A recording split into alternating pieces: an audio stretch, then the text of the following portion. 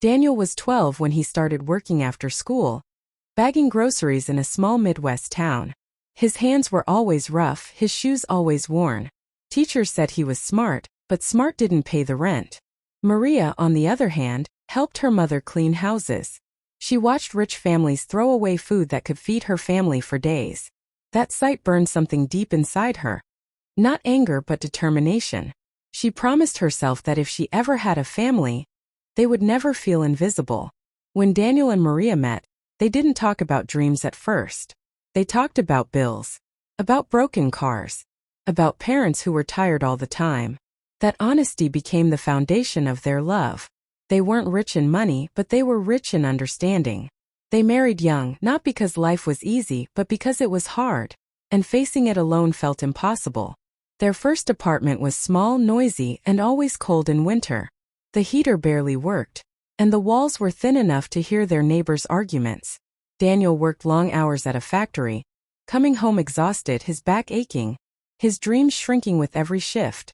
Maria worked 2 jobs, one during the day, one at night, often running on coffee and hope. They smiled in front of each other, but cried silently when alone. Then came their first child. Joy mixed with fear in a way they had never felt before. Love arrived instantly, but so did panic. Diapers cost money. Doctor visits cost money. Everything cost money they didn't have. There were nights when they skipped meals so their child wouldn't.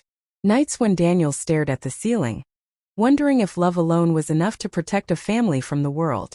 Life tested them again when the factory shut down.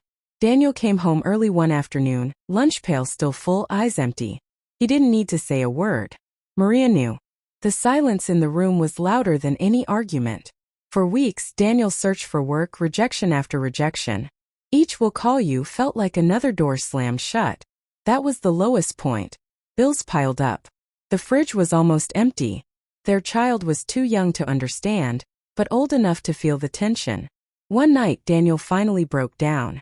He said the words he had been holding inside for years, that he felt like a failure. That no matter how hard he tried, life kept pushing him back down. Maria held his face and told him something that changed everything. She said, "We are poor in money, not in strength. And strength is what wins wars." That night they made a decision. They would stop waiting for life to be fair. They would fight it.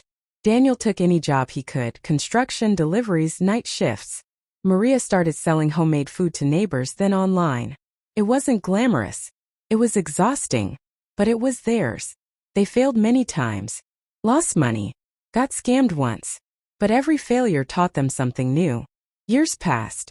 Slowly, painfully, things began to change. Not overnight. Not magically. But steadily. Daniel learned new skills. Maria grew her small business. They saved little by little. Their apartment got warmer. Their fridge fuller. Their laughter louder. Their children grew up watching everything. They saw tired parents who never gave up. Parents who argued, yes, but never quit on each other. Parents who taught them that success isn't about having everything. It's about not giving up when you have nothing. One day, Daniel stood in front of his family, keys in his hand. It wasn't a mansion. It wasn't perfect. But it was their home. Bought with sweat, tears, and years of sacrifice. Maria cried, not because the house was big, but because the journey had been bigger. Poor dad and poor mom never became rich by the world's standards, but they became something greater. They became proof. Proof that love plus persistence can beat odds stacked against you. Proof that where you start does not decide where you finish. If you're watching this and life feels heavy right now, remember Daniel and Maria. Remember that being poor is not a life sentence. It's a chapter. And chapters can end,